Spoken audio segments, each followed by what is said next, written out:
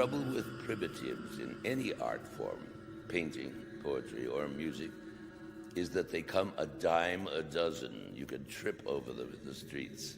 Anyone can present himself as a primitive when they might be quite simply untalented, or just lazy, or money-minded, or all three at once.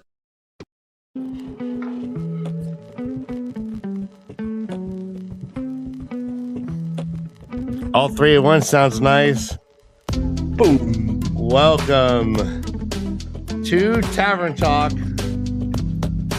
We are a full spoiler live talk show based on the epic fantasy series The Wheel of Time by Robert Jordan. My name is Ryan, and joining me as always is the Tavern Talk crew. To my immediate left is my brother Dan. Below him is Jansen the Gleeman, and to Jansen's right is Josh, aka Orlox, aka Beanie Josh. Welcome. AKA Sussy. Sussy Josh. Yeah. Humans on all the spectrum, welcome. We are continuing our Read React series, going through the Wheel of Time and Philosophy Compendium, edited by Jacob M. Held, whom we've had on the show. Today we are covering chapter 12, and this is called Kantian Commentary on the Three Oats. It just may not be the truth you think you'll hear. And I had a good time reading this. I can't wait to hear your guys' thoughts. But before that, how are we all doing? Happy Valentine's Day. Happy birthday. Happy bar mitzvah. Hi, Brandon. Hi, Debbie, babes. Glenn, let's see. Who else we got? Breaker, yay. It's hanging like Sir. Hey, Dan, it's hanging like Sir Arlen. Hanging like Sir Arlen. Let's do it, baby. You guys If know you me, know, you It's know. good seeing you all, man. Yeah. Jansen, how you doing, buddy? Doing great. Plugging along. Working on a couple of different projects right now. It's been fun. Nice. All top secret, I assume. A little bit top secret, but I can say a little bit. I'm working on something where I am playing a baseball playing monk. Yeah. Okay. Hell yeah. Yep. Baseball Hell playing. yeah. A lot of fun, a lot of good actors, and but a lot of cold weather when you're in a loincloth is not a great thing to do. But anything for the craft, anything for the craft. You're whipping in some split finger mantras and wow. The wrong Curve- imposter. Curveballs of life. Jensen, are you like a Shaolin monk? Do you do like crazy acrobatic stuff? I do not do any of the acrobatic stuff, but we are trying to find enlightenment and get rid of our anger issues. Yeah, that's pretty much a whole premise of the show is getting rid of your anger. Nice. Awesome. Welcome. Thank you. I'm glad you're here. Sure. Let's see. An Uber Spearmint, you're here too? Gosh, it feels like you guys all get nachos and stuff. I think it's in the back. There's a cooler somewhere. Help yourselves. Josh, how you doing, man? I'm doing well. Been super busy lately, designing a tiny home to go in my backyard and all What? sorts of moving pieces. What? but- Really? yeah. Wait, how tiny? 32 by 10, so not super tiny. It's more like a tiny home mansion.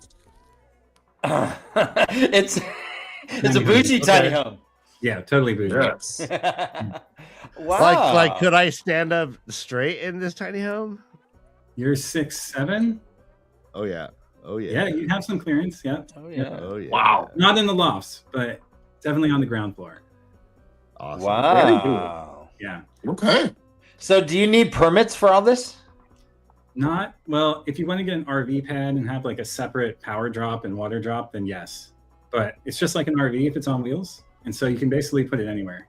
Oh. Interesting. So it's been an interesting project.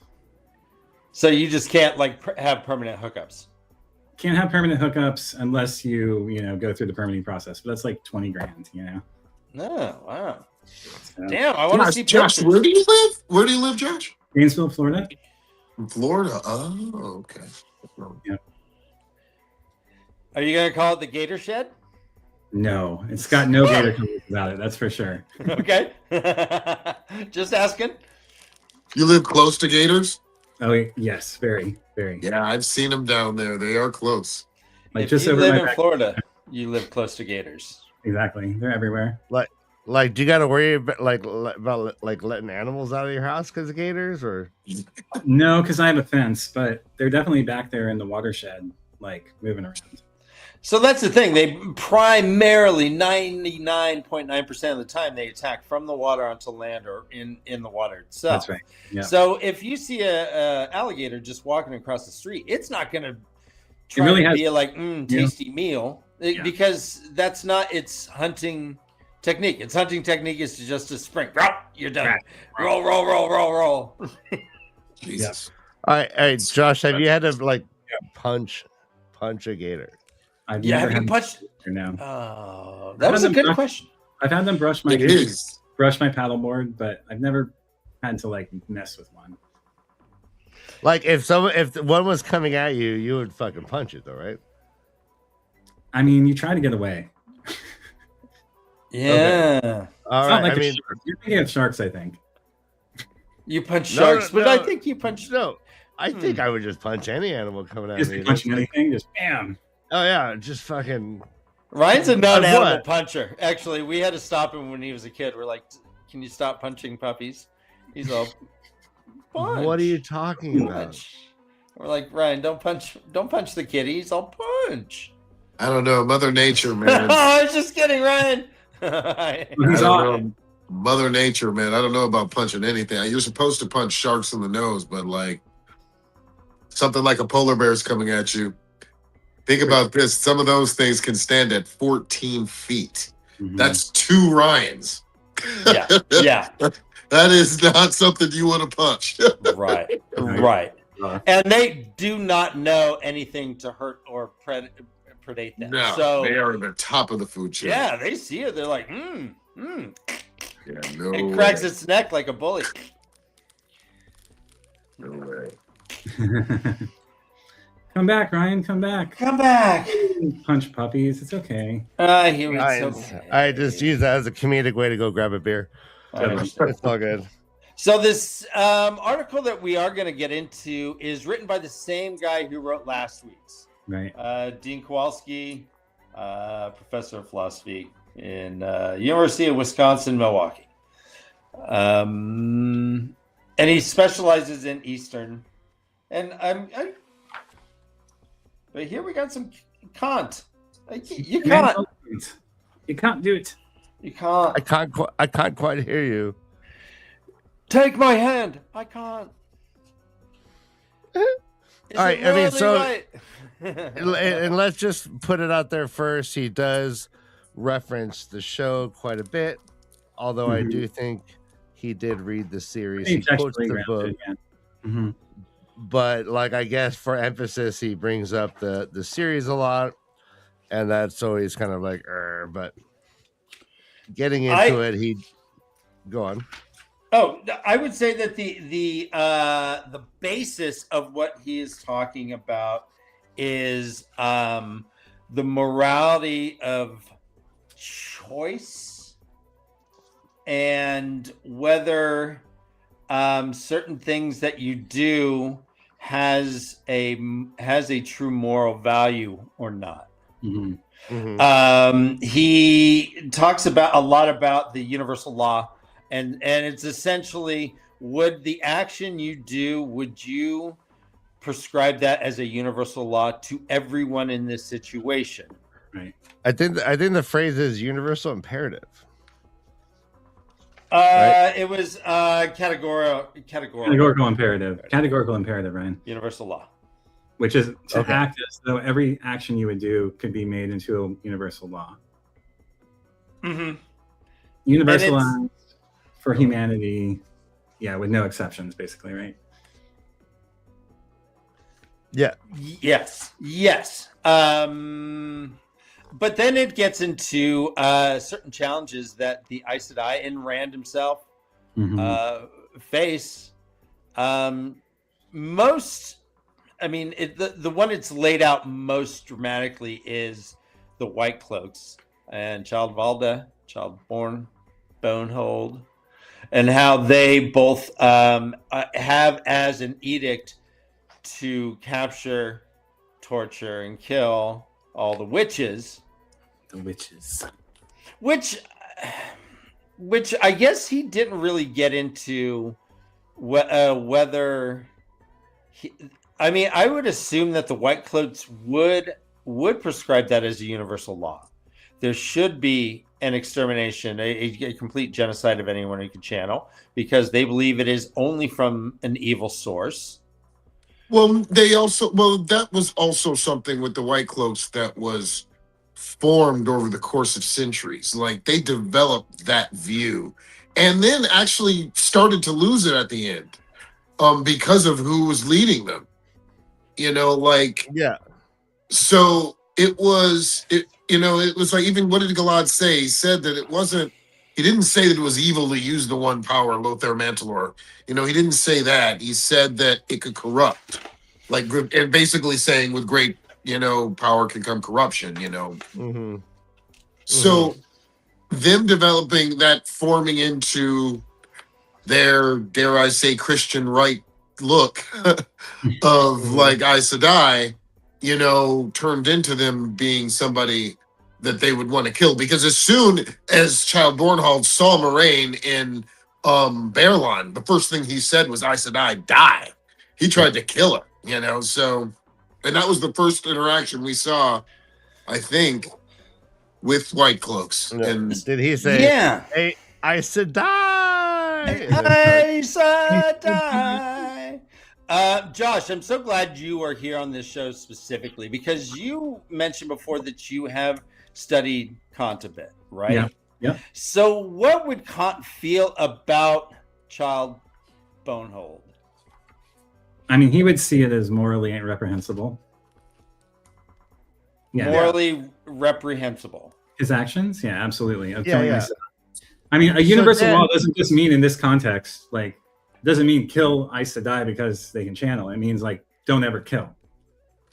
Yeah, Right? If yeah. you So kill yeah, one person, Dan, yeah. the universal law would be you can kill anyone, and obviously that's morally reprehensible, right? Yeah, so there isn't conditions to the universal law. There's no like. So the whole idea is that there are no categorical exceptions. imperative. That's what a universal law means. It's universal, always true, every Yeah. situation. But Yeah. So you're saying, yeah, like it's not. Yeah, I like how you put it, because Dan, it's not like, yeah, like everyone who's righteous in their own beliefs is not morally correct. So yeah, like for them to be according to killing- who? Kant, according to Kant. according to Yeah. Kant, like everyone, like it's not just that you like believe it, it's like, and that you could universalize it. You're saying, yeah, like they want everyone to kill. they want Aes Sedai. everyone to kill Aes Sedai. They Yeah. see him as dangerous weapons of the Dark One. Right. But Like, when you they're similar to Trollocs. We would say that But we you- could kill Trollocs on sight. you got to universalize it in a different way, like. Right. Well, Right, no, it's let's not. It's stick not a with- one-to-one. It's like when you universalize, it's not just every Aes Sedai. It's like maybe just the fact that any group can decide who the enemy is and kill them wantonly. That would be the thing you have to say. Okay, would I agree that everyone from here on out, as a group, can choose who is the enemy and just kill them? That would be the universal, like, imperative. You say it's imperative that everyone has this right to do this. It's not, and so once you get away from just Aes Sedai, when you extrapolate it to everything, then you would say no, not everyone should be able to do that. So saying only kill Aes Sedai is itself an exception, right? So can I quote the thing here? Please. Yeah. Kant's fundamental action guiding ethical principle is known as the categorical imperative. It represents the benchmark for all morally significant behavior and applies equally to all moral agents everywhere. In Kant's initial phrasing, known as the universal law formulation, it reads, act only on that maximum principle for which you can at the same time will, meaning intend or accept, that it should become a universal law. So let me read that again. Act only on that principle through which you can at the same time accept that it should become a universal law. Mm-hmm. Yes. He would agree that for a white cloak, because of their beliefs, that is within their system of moral understanding.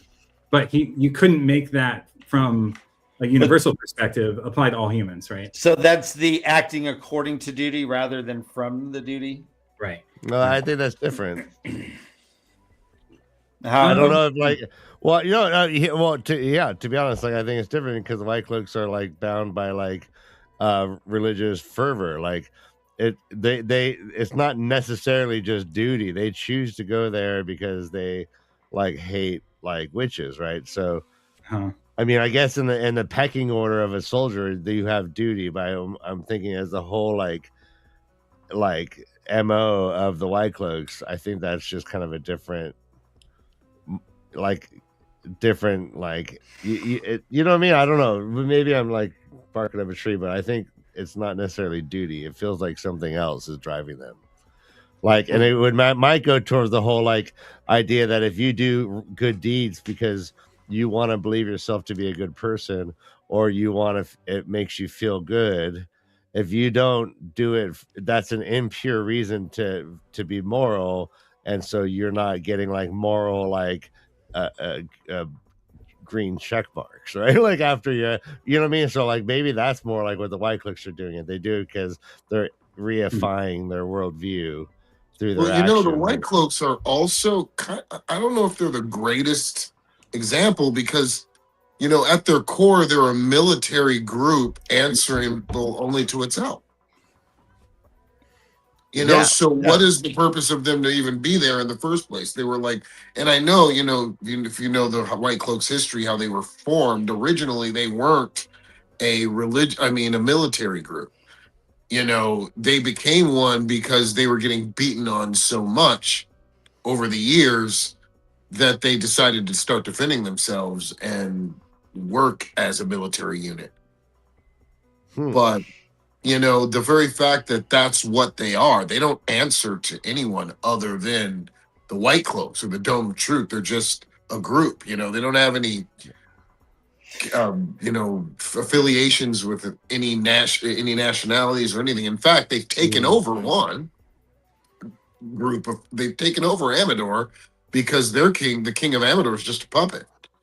And I guess now they haven't, because now the Shan Chen took them out and everything like that. Well, wasn't Pat and Fane a part of that too? And they're like, he was part of Ordees. He was part of more degradation of them, but like the Shan Chen was what was the straw that broke the camel's back for them. Right.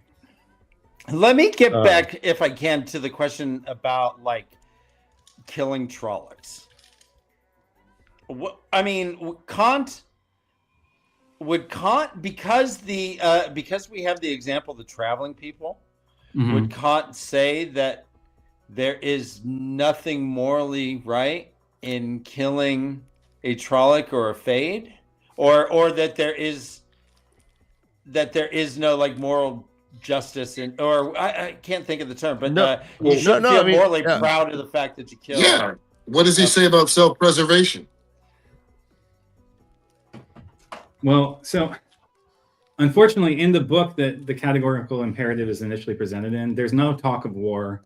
There's no talk of self-defense. This is a very like highfalutin, intellectual apparatus that's designed as a thought experiment, basically, into understanding morality and universalism.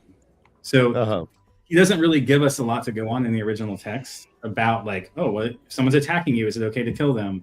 Or self-defense is obviously allowed because that's something you can universalize.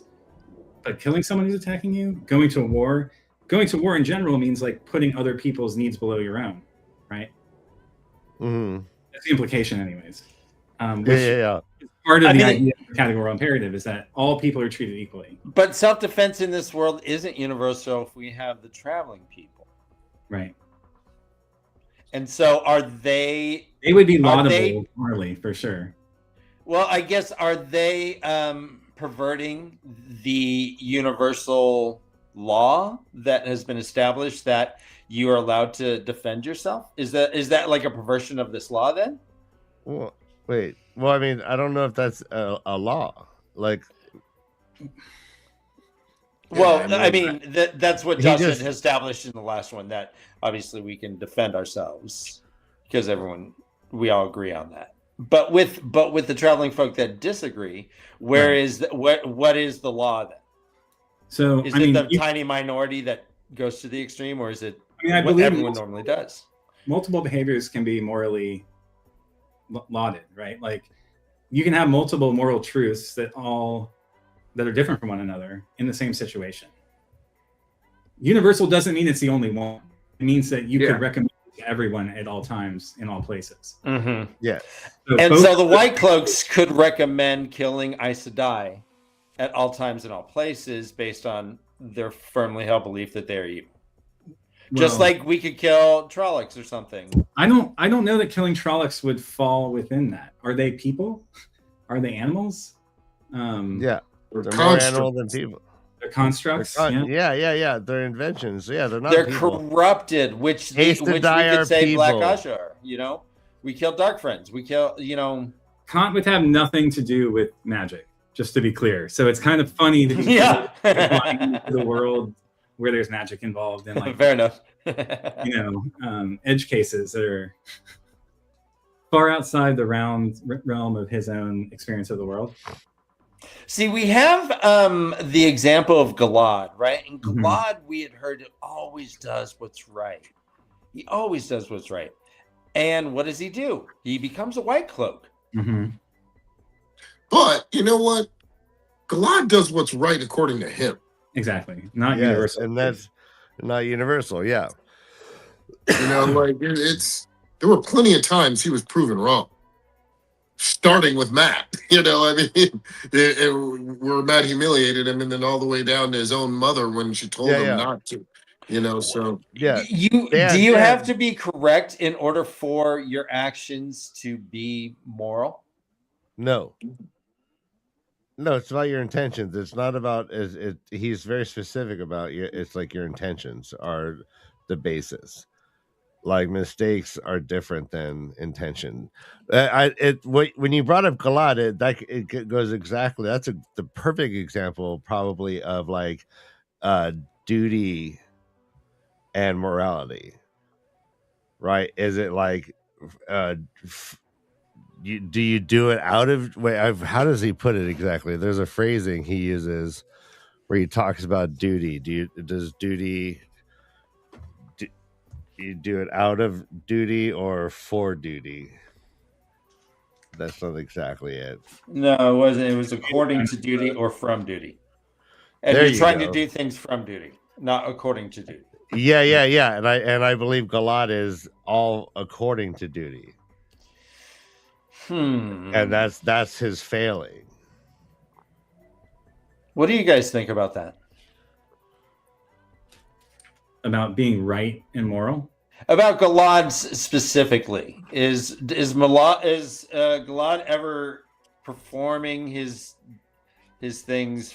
I mean, I from think duty? the very act that he becomes a white cloak because he believes they're propaganda shows that his morality is in question from Kant's perspective. Okay.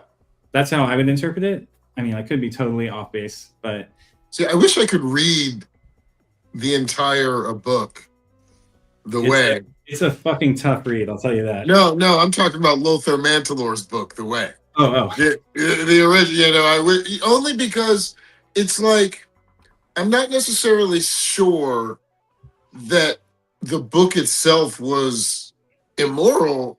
I just think that the people who followed it corrupted it a lot like certain religions do today. Right, that's true. Because Galad started questioning the followers' interpretation of the book. Right. A few times. He did that with his own brother in front of Min when Min was pretending to be Elmendretta in the tower. And that was in Shadow Rising. But yeah, he started questioning, you know, the book himself. He got the book from Valda, who signed it for him, and hoping that you find the way, I believe, is what he wrote to him. And he said that, and he started questioning everything about the Aes Sedai's views, about, you know, the way that the White Cloaks look at it. And, you know, he became a pillar for the White Cloaks themselves. Right. You know, the way that his mind and the way that he showed himself, the way that he presented himself, they even mentioned that more than once. He impressed them. And he showed them this is exactly what Lothar Mantelor wanted us to be. Mm-hmm. Not people that were feared by different rulers and everyone, people who they wanted to see, people that they needed. He wanted to be that type of person. So I'm not sure his morality. Yeah. See, that's why I'm not sure of universal morality. It's certainly something that is rather hard to implement in a way that is consistent. Because, well, I also believe you can have bad intentions and good things can happen from that. Now, if morality is only what someone else is giving you, then I don't know if that matters. You know? That's interesting. Right. Well, okay. Can Oh, please. Yeah. I read this paragraph about duty here. Yeah. For Kant, Yeah. if you act in a way that duty requires, for example, telling the truth rather than lying for personal gain, but do so because it makes someone happy, including your mother, then you act according to duty but not from duty. If personal circumstances constitute your sole motivation for telling the truth, then removing them results in you not doing the right thing. What's more, if the consequence of your telling the truth were disadvantageous to you, presumably you would then be inclined to lie.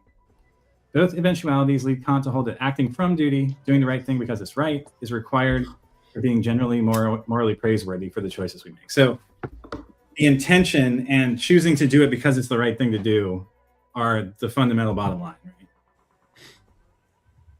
Him and Machiavelli would have an interesting conversation. Totally. There are some deaf thinkers I could point you to who read both of them, and that's got to be crazy. All Wow. right. It's Dan, real quick. So it's not the ends justifying the means or the means justifying the ends. It's the ends being judged by the means, which is what Kant is saying we all should be doing. Like, and I think what Kant's doing, and Josh brought up, is a thought experiment. Like, we should be like having this framework in our decision making. Like, okay, like I want to steal this candy bar, and I feel like I'm justified for XYZ, and this is kind of what the human mind does. We rationalize our shit. Like, we don't check ourselves as much as we should. So he's saying, yeah, like, well, you should think about, like, well, what if everyone just steals candy bars? And, like, is that okay? And what would the world be like if that were the case? And then you make your decision. I find that fascinating. I've been trying to personally kind of like do like what I call radical honesty, I am like more a Sedai. Like, when I leave the house, like when I'm in my professional life and stuff, it's all a Sedai shit. Like, I won't lie. I just won't answer questions I can't be honest about. And if I need to skirt around it like a politician, I will. But I am working tooth and nail to like never fucking lie again. Ryan, I know every Friday you tell that one coworker, "Have a nice weekend." And you don't mean it. You don't mean it. I'm gonna grab a drink. I'll be right back. You know that coworker. No, but this is the truth. Like, and if I do have to lie, like, it's not like I've never lied, but it's like when I do, it's like, I gotta get out of something, whatever. But that's far and few between. Like, lying, it kind of like has this kind of snowball effect, and my life's been so much easier if I've never had to like remember falsehoods. I have a hard enough time to fucking remembering my own truth. Let alone so shit. Kant would say that you shouldn't feel on any moral high horse about being honest, because you just admitted that you got enough shit on your plate and it's hard to keep it together. So your life is actually better and easier by not lying. There is no moral gain then. You're not doing it. No. Just you're because doing it for yourself instead of for right. No. If I identify like posthumously benefits of the decision, which has been hard, like if I say, oh, in the end I find this benefit, that doesn't mean that's why I did it. I did it because I want the entire world to do it. Imagine. You know what I mean? Like, everyone. That's my hope, is just like, I want to be like the person that I want everyone else to be.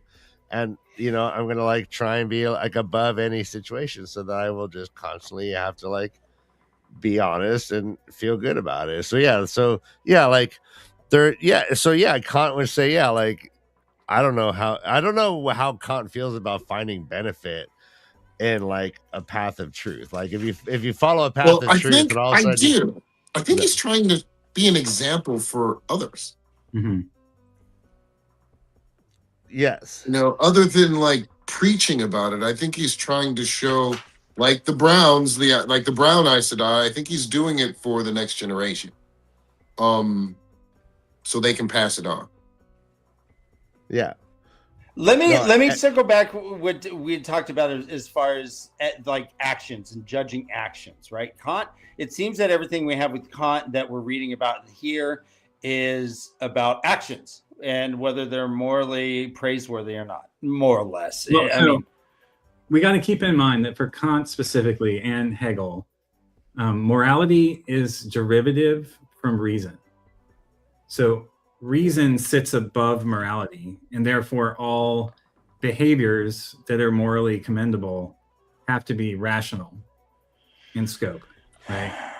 And that is why it feels so weird to us, like as Americans, because that's just not the way that like postmodern American ethical systems work.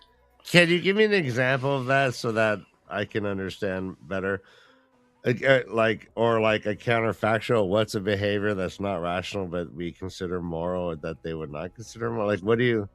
Well, just the idea that there can be multiple truths, and that like because you believe something, you therefore are acting within your ethical system when you act in a certain way, right? And things like law try to codify that. Yeah, but that's so close to rationalizing. Like I thought this was the opposite. That's why I'm getting confused. Like it's like if you can like if you do it with ration, that almost feels like you can be like rationalizing chances. Well, no, rationalizing is different than reasoning. Yeah, I mean, you can rationalize that it's as a group. Like what they're saying is like you can rationalize as a group that we really don't want a guy running around with a gun shooting everybody. Now, I think that'd be morally wrong for us to let that happen. Yeah. So that's like rationalized. They thought about it, they figured it out, and it's like, yeah, that took some rational thought to understand. As easy as it is, it's still to understand that that's not the right thing to do. How would Kant?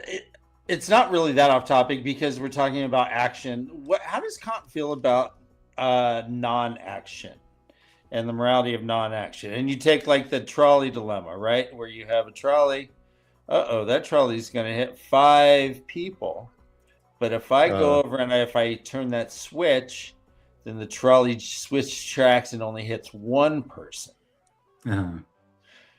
Would Kant... Where does duty lie with Kant there? Well, it's rational. You can probably reason your way into a place where doing the greatest good is the thing that you would want to universalize, right? Wow. Okay, okay. So are we talking reason? Like, here we go. Yeah, like you just said, you could reason your way into believing. That feels like another way of saying rationalizing, but I'm not going to get caught up on words. Like reason, like it feels like it shouldn't be an individual's ability to, or do they believe reason is perfect? And if you're working with, Kant's project is to validate the Christian moral worldview through using reason. That's his project, essentially. And he may diverge in certain places from the everyday person's understanding of that thing. But he's a philosopher theologian, right? And he doesn't write specifically about like Jesus, but he is trying to create a system of reason that encodes the morals and behaviors of like the Christian worldview, Western Christian worldview, right? All right, and so there is this like contradiction I wanted to bring up. Can I give an example of reasoning versus rationalizing? Yeah, please. So reasoning would be, I didn't get the job because my experience didn't match the required skills in the job description. Rationalizing is, I don't want that job anyways. It was too far a commute. They would probably make me not be able to work from home. They wouldn't pay me as much, blah, blah, blah, right? That's rationalizing versus reasoning. One is based on evidence and constructing analyzing facts. The other is about, justifications to support a predetermined, often biased, whatever. Like, I have this worldview, therefore I'm going to rationalize. So rationalization is the exact opposite of being rational. That's right. Well, is it the same process but just faulty? So it's like if you just don't do it right, a sound reasoning just becomes a rationalization. Unsound. It feels like or unfound or unsound or just sloppy. Like you just said earlier. I'm sure you could reason your way into this belief. Right. And I find that fascinating. Like, okay, so is that what Kant means by reason? Is that you can reason your way into justifying an action? Yes, correct. That morals are derivative of reason. I know, but is there good reason and bad reason? Not in right. There's only the reason that is based on the system, Western, metaphysical system of truth and logic. So he's working within a milieu, right?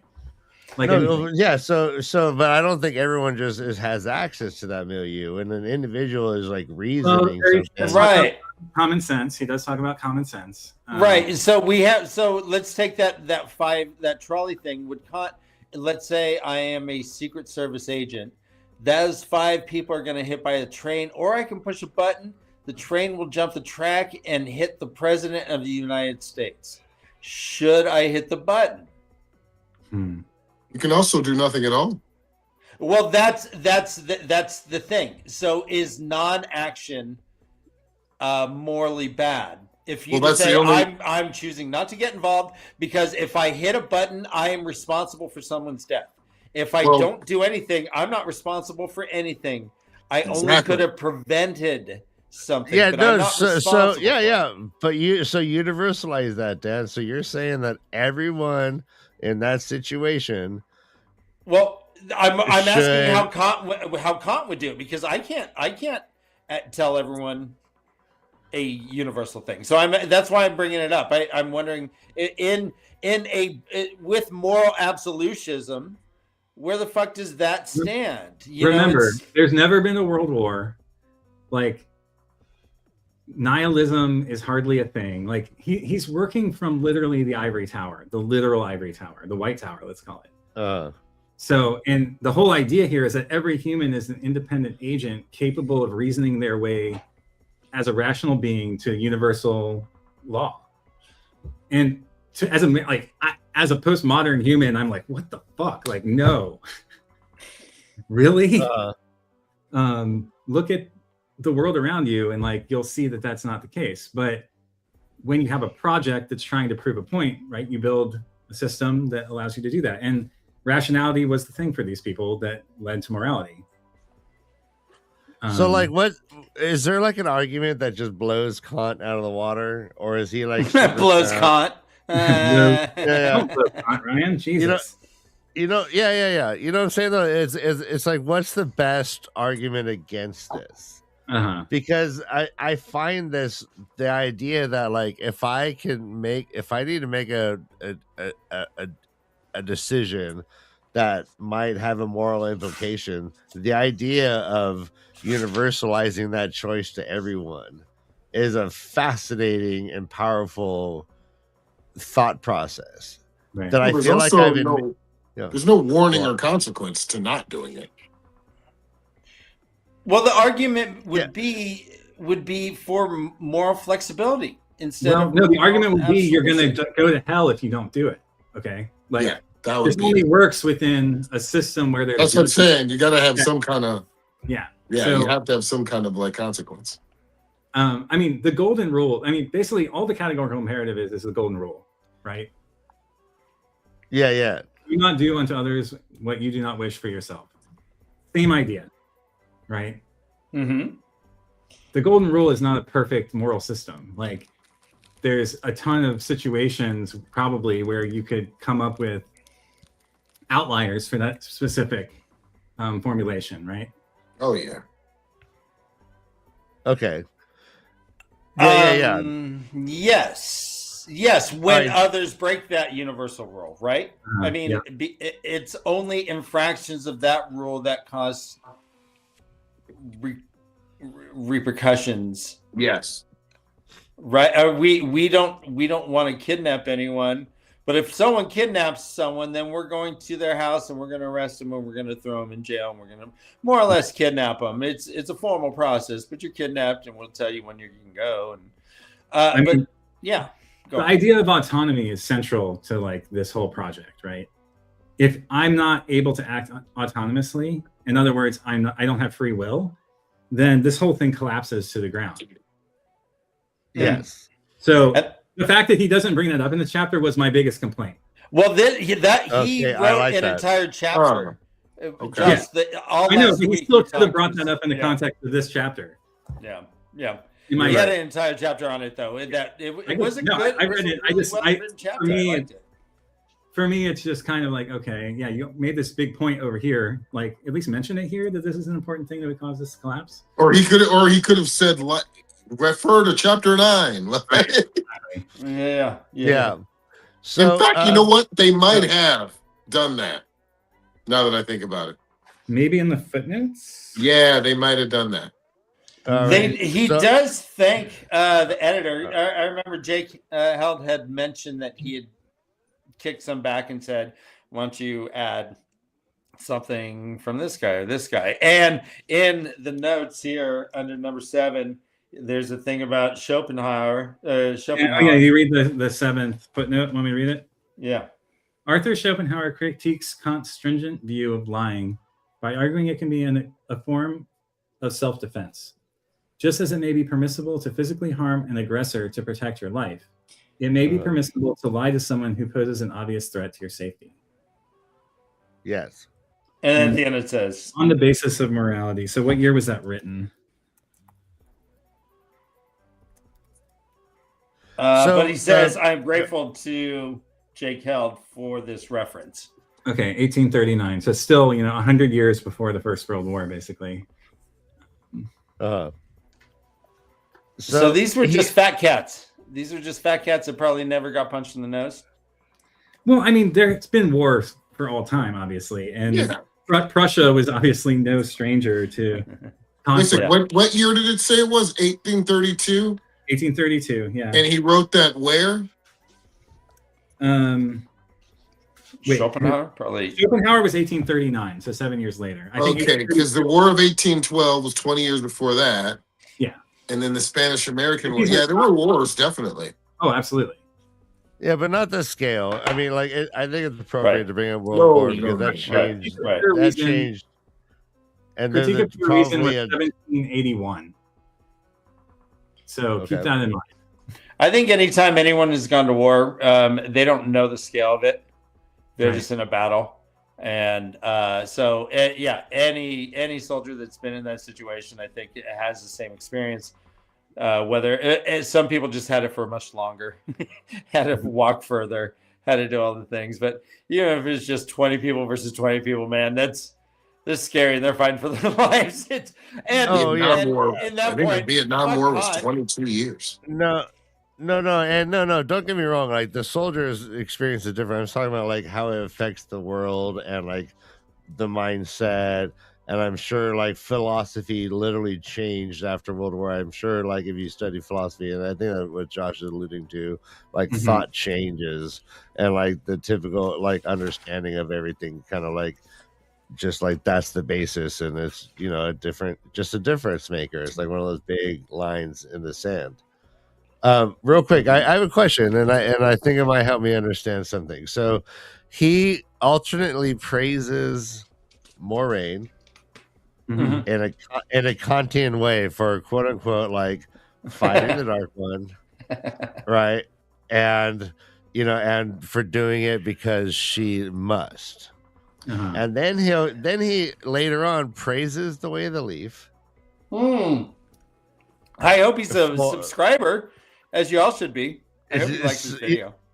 So Josh, like, help me understand. Like, there are definitely like three prongs to this like way of like analyzing moral decisions, and if Kant would be like, yeah, Moraine, you're good for like fucking going off and like battling, and the way Leaf, you're good, like on his score system to get into heaven, like how does he value either one?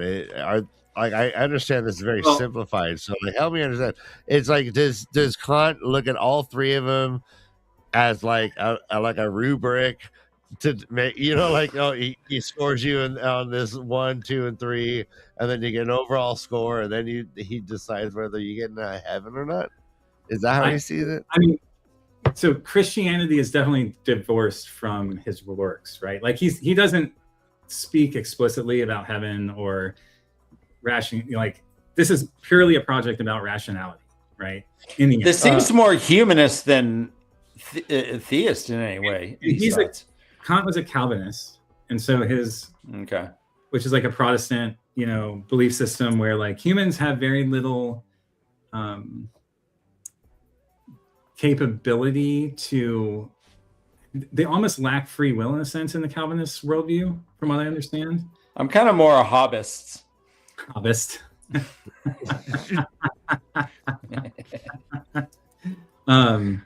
So Ryan, I think in the end, like, the idea is that every human can be a moral agent that, based on reason, which is a system of thought that he's putting forward that exists. Okay.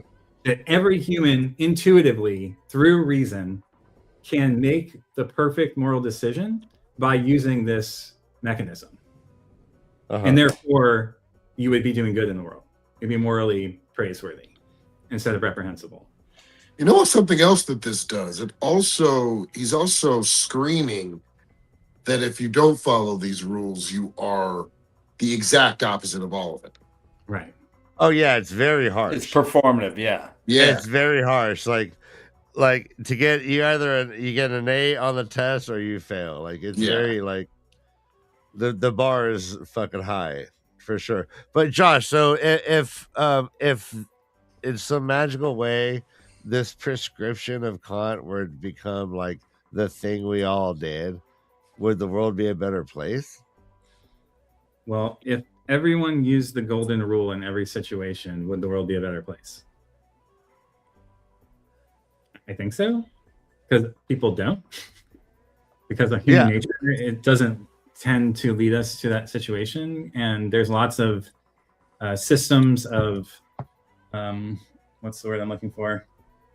Payment, essentially, that, lots of things pay you back for not acting in that way in our current world. Economy. Well, you know what? There's even some challenges to that. What we think is so basic, right? Mm-hmm. And so, like, do unto others is it. So, someone who is obsessed with someone and is sending unsolicited texts. Sure. They really wish that they get a text. I mean, so it's. I mean, I guess you have to take it away from the thing, but you're like, oh, let's say, I don't know, man. You hear what I'm saying, right? It's like, if what I want, what I treat others as I would have them treat me. Well, it has to be wider than just me.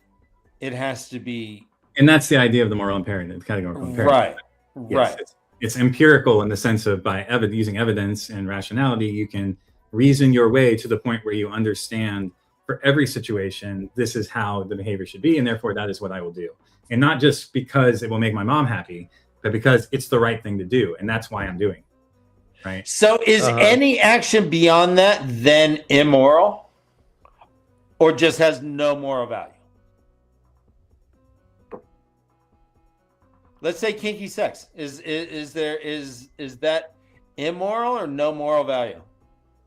Well, if you're going from a Christian point of view, according to Kant. I mean, if we're talking absolute, right? I mean, it's more absolute. So if you're doing something outside of like the norm, what is accepted vanilla shit, like I said, the reason You know? can lead you to multiple truths that are concurrent, right? Like, Yeah.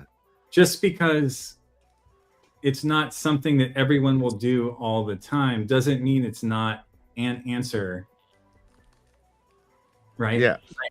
but is it ever morally praiseworthy if it's not within Is it these harming confines? someone? Is there harm being done? No. If Well, two that's people are not so- Kant's line. That's not his red line. Is there harm or not? No, it's the It's- intentions. And if the intentions are like, Good. yeah, and like two consenting people who just want to come a bunch and need to do Mhm. weird shit to do it, like that, like I imagine you could universalize that any two consenting adults who just want to come a bunch can do whatever they want. Come a bunch. Benedict, to come get- a bunch. Yeah. Come a bunch. They all should be able to do whatever they want to come a bunch, and I think that's a fine, like, Well, universal.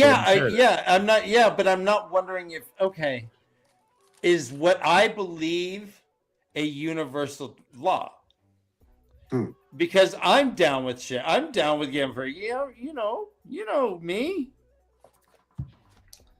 But I'm wondering, when we are again dealing about morality and absolutism, is there?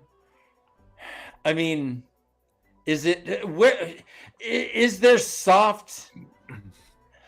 Is it either yes or no? I guess as far as moral is there soft morals, or is it either yes it's moral or no it's not? That's the question I have. I guess You're coming at it as a postmodern Western relativist. Yeah. It's not how Kant proposed the system. It's like, so yes, that is a criticism of this way of approaching moral philosophy. Yeah. But it's also categorically different than the moral philosophy of the categorical imperative and reason. Right? Has our universal laws changed? Is that why? Have our universal laws changed? I think our belief in From the ability Kant's to create a time. universal law is what's What changed. they would consider to be universal laws morally, to what we consider to be universal laws now. Are these Again, these fluid? I'm sure you were all sick of hearing me say this because I said it for fucking years, but morals and ethics are different. Morals are a system of prescribed truth that have no ways so it's a yes or a no. Whereas ethics understand the context of what's going on before making the decision about whether something is moral or not within the ethical system, right? Okay. So yeah, and this book that he wrote was on morality. So I assume we're 1791. talking about morals, right? Or Right. was ethics? I mean, was ethics? Was Ethics that is another word. delineation existed at that time? It existed from prior times. You know, there were ethical thinkers back in Greece, 2000 BC. But Kant is 4,000 years in the future or whatever, right? Like, and so it's just a different set of context, like cultural and otherwise, in which he's behaving and acting and pulling from the ideas of Christianity, which Yeah, and it's amazing to think like before he wrote this shit, like the world was different, and then after he wrote it, the world changed. Like there are these thinkers that like I like to think about, like Freud, like the unconscious mind, like that was like, now that is a ubiquitous understanding that we all have this, but before he came up with that, no one thought that that's what was going on with our brains. There's all That's- these weird, That's You know what what I I'm mean? So, starting like- to wonder, Ryan. Like, if they had a clear-cut difference between morals and ethics, like, I mean, so when Schopenhauer, he's writing about on the basis of morality. The Kant is on morality and moral philosophy, other writings in moral philosophy.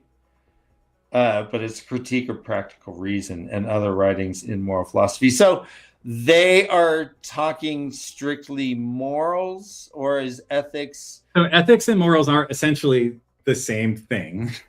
It's just one is a subset of the other often, right? so yes, people knew about ethics, and we're talking about ethics.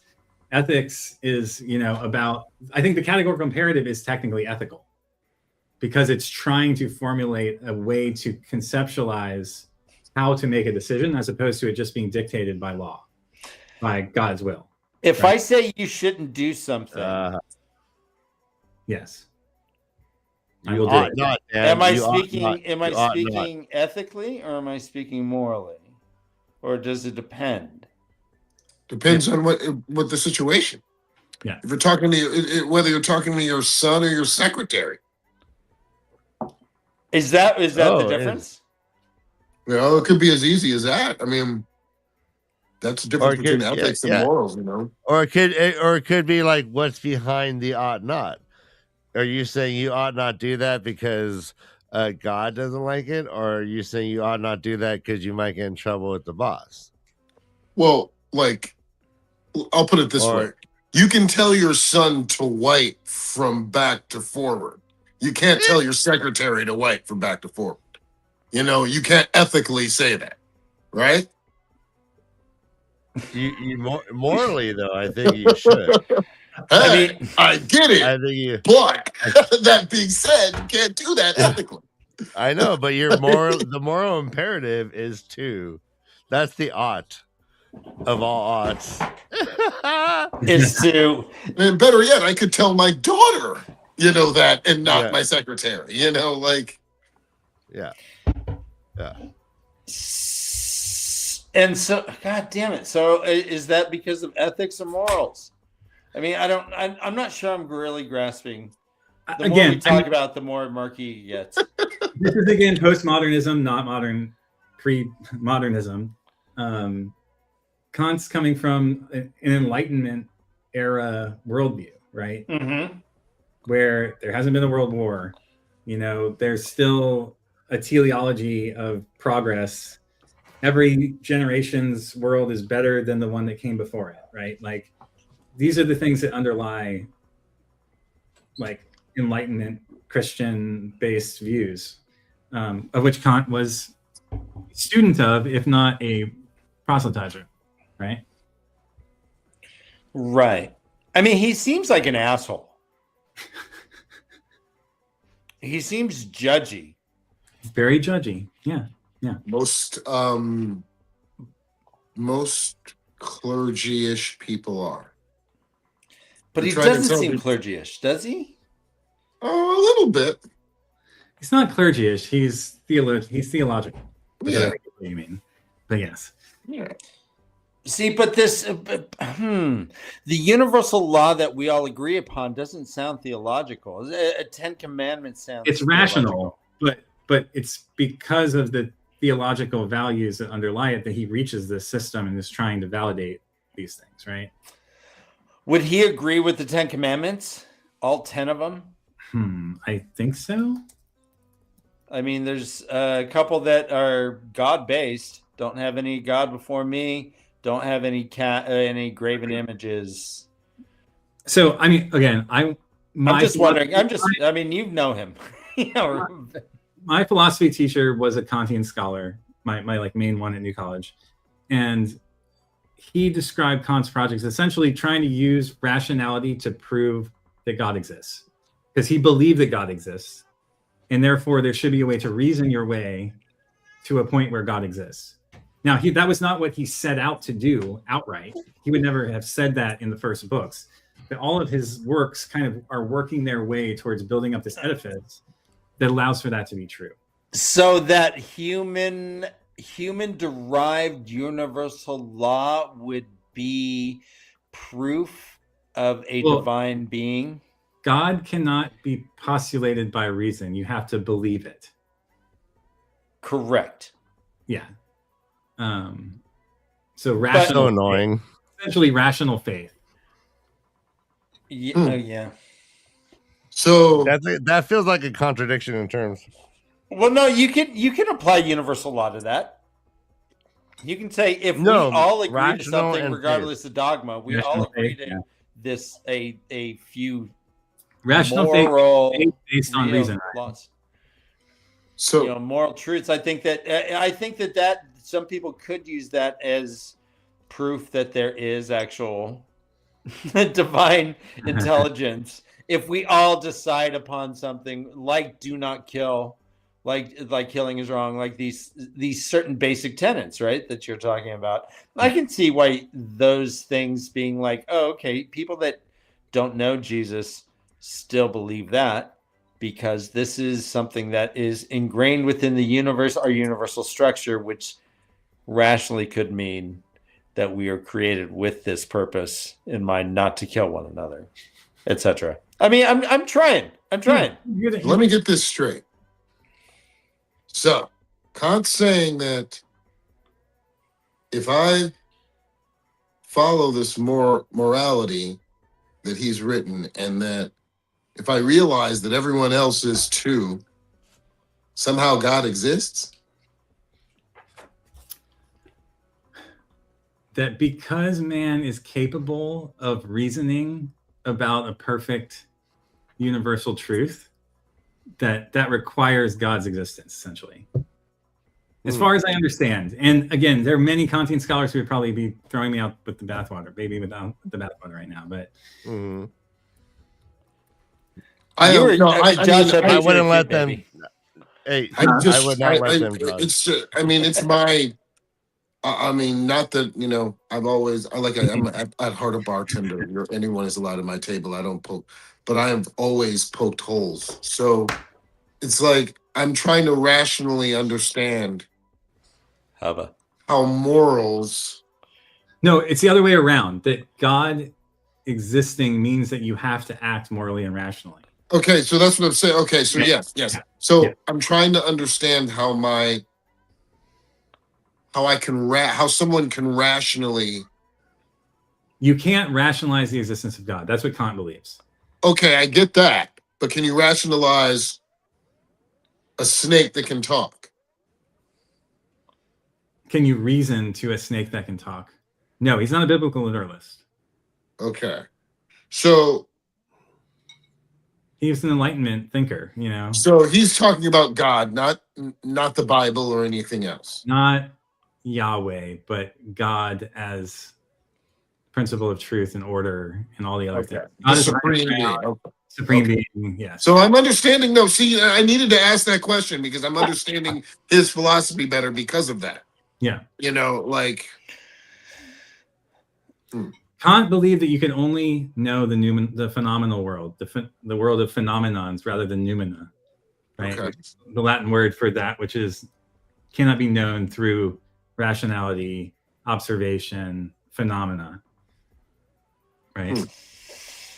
So Kant would hate the Aes Sedai, right? He would, because they're duplicitous.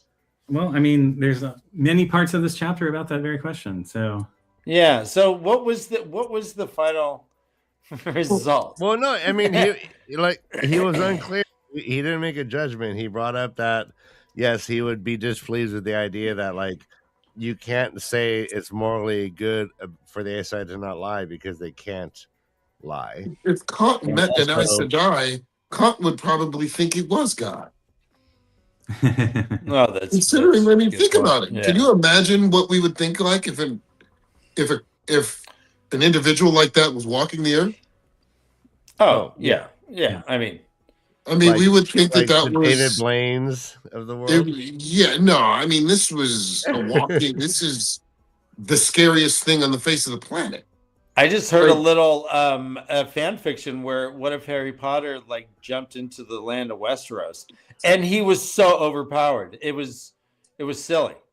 Magic is something else. Yeah, I mean, I think you will find very few people of today who would agree that Kant is right.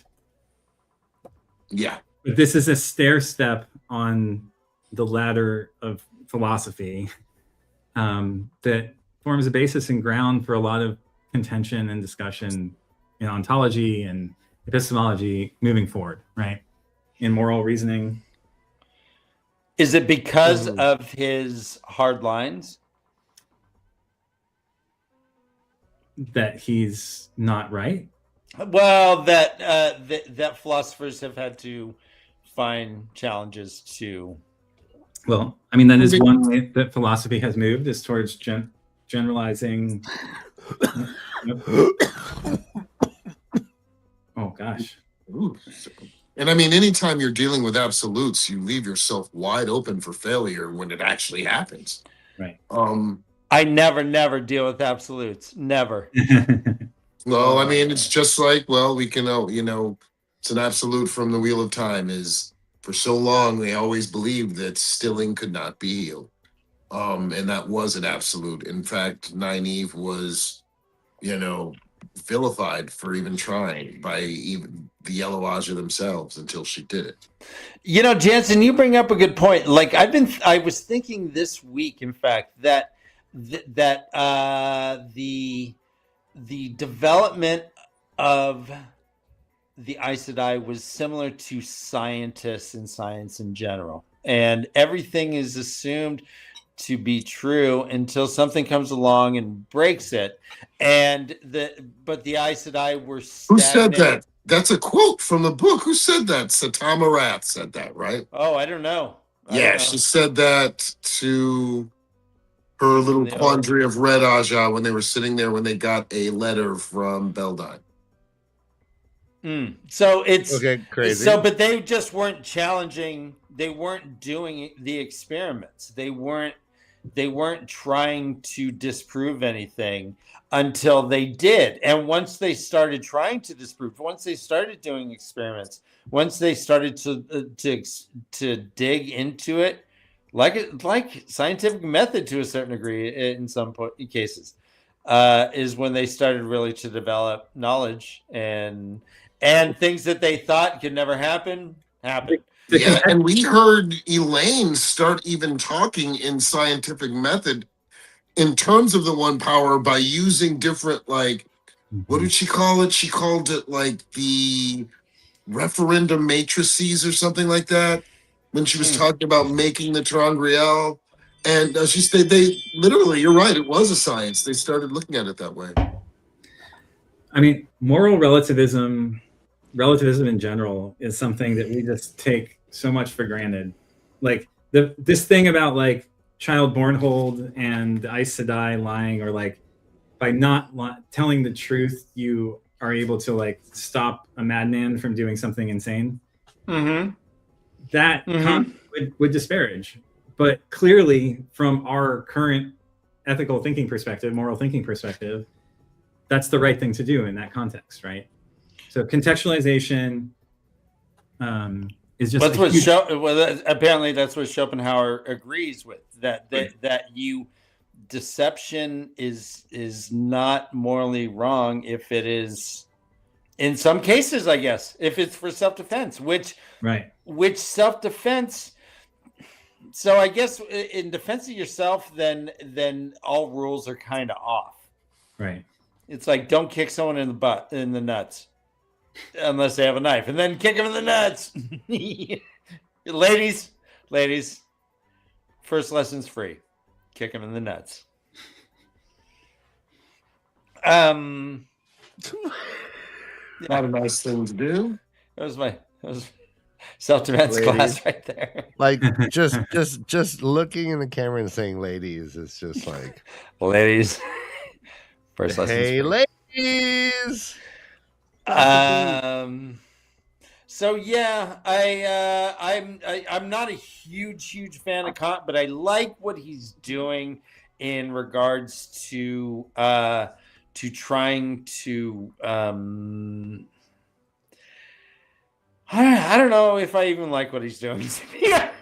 He's a little rough. The whole absolutism to me, like I'm all about fluidity, so I don't know necessarily. I think every situation involves its own reactions. You have to gauge what's going on, to not have that. And I guess there's a universal law for every situation that I would be like, oh my God, I'm at a gas station and I dropped my card and someone came over and bonked me on the head, so I had to, or whatever. It's like, See, I think as fluidity goes with his philosophy, I don't think, I think his philosophy is subject to time, obviously, because it is antiquated a little bit and everything. But I don't think it changes or stretches that much. If you know what I mean, as far as morality goes, as far as right and wrong, as far as like interpreting, how you're supposed to go about like yourselves and things like that. So I don't think his philosophy is as antiquated as we're giving it is saying it. No, Jansen, and I'm actually like, and that's why I asked Josh earlier, is like, if like his philosophy was like a prescription that we all followed, would the world be a better place? And like, decidedly, yes. Yeah, absolutely. It would be. And I think like, so like when you're talking about the infancy of thought or infancy of these like ideas, and he's like going in there and like kind of like, I love the focus on the intention, the focus on the person making the choice as the basis of judgment and not outcomes. And I think that's like, again, that might have been groundbreaking for the time, but I mean that's like a psychological like understanding of like human behavior. Oh yeah, right. Like we're like maybe people thought like they like bad choices were like because God's angry at you or your humors are misaligned or whatever. Like, I mean, this is all stuff. Like, this is all stuff that leads to democracy. Like. True. Giving individual power to decide to create universal laws is the kind of thinking in the Enlightenment that leads to democracy, that leads to the French Revolution, that leads to the United States of America. I mean, like, granted, the United States had already happened at this point, 1776, but USA. Speaking of USA, guys, it's a little late. I'm gonna have to go. I think we're done with this chapter, anyways.